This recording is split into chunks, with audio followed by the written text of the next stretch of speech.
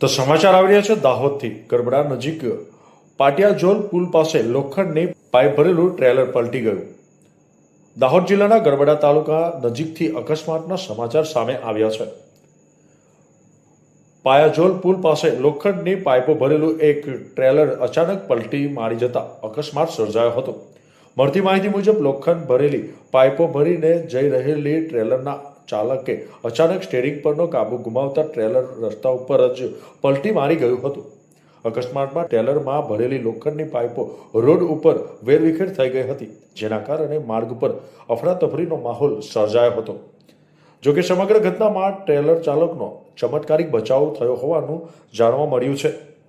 અકસ્માતને પગલે આસપાસના લોકો ઘટના સ્થળે દોડી આવ્યા હતા અને પલટી ગયેલા ટ્રેલરમાંથી સામાન હટાવવાની કામગીરી હાથ ધરવામાં આવી હતી.